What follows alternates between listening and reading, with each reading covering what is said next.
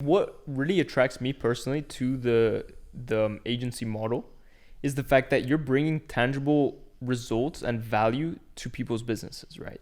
Mm-hmm. But of course, the agency model isn't the only thing you can do within online entrepreneurship, right? There's different routes you can take.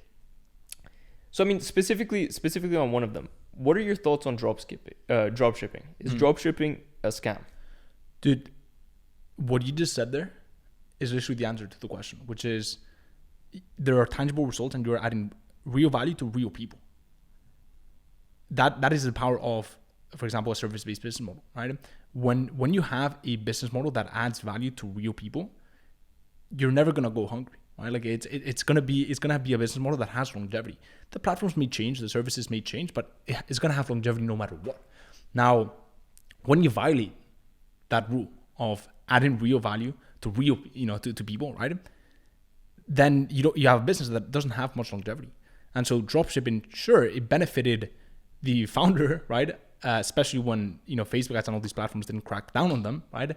But it doesn't benefit the customer, right? Now, dropshipping, by the way, I want to make the distinction, is very different to what I consider e-commerce. Mm-hmm. Dropshipping is just a kind of like a subset of a way of doing e-commerce, right?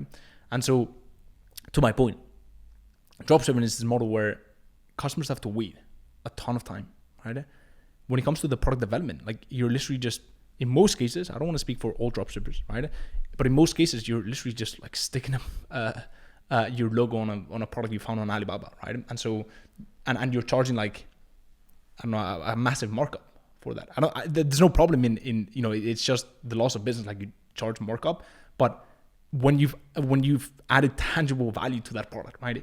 If your customer could have just gone to Alibaba, and a lot of people are doing this because they're catching up, right? If your customer could have gone to Alibaba, right, and just bought the exact same product, what's your value, right? They're gonna have to wait the same time, right? If they're getting it from Alibaba, they just maybe don't have your logo on the product. I don't think they really care about that because you're not a well-established brand, right? So they're not really gonna brag about like, I don't know, moonshots.co.uk, like they're not really gonna brag about your brand name, right? And thirdly, like customer service is pretty poor. And fourth, like you don't know building a brand, so it doesn't have longevity. Like oftentimes these brands, like they pop up and they just disappear. So when you violate like common rules of business, you've got a business that doesn't have longevity. And I've got mentees who have done dropshipping in the past, and some of them didn't have as much success. Some did, like made millions, but also lost millions. And it's this stress, right? Like you're living with this stress, and it goes up, it goes down. It doesn't have any predictability, it doesn't have any longevity, and that comes down to having a business that doesn't add real value to people. I would not be able to live with that type of like pressure and unpredictability, really. And even though, okay, so dropshipping is definitely a no that you wouldn't go for, right? No, do I think it's a scam?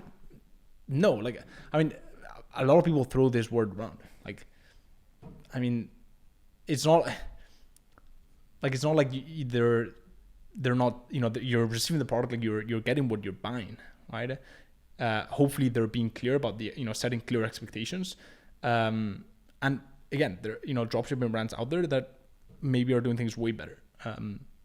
But it's not great for the founder. Like it's not a business model that I would recommend anyone, right? And it's also not great for the customer. And so it's, just not a great decision.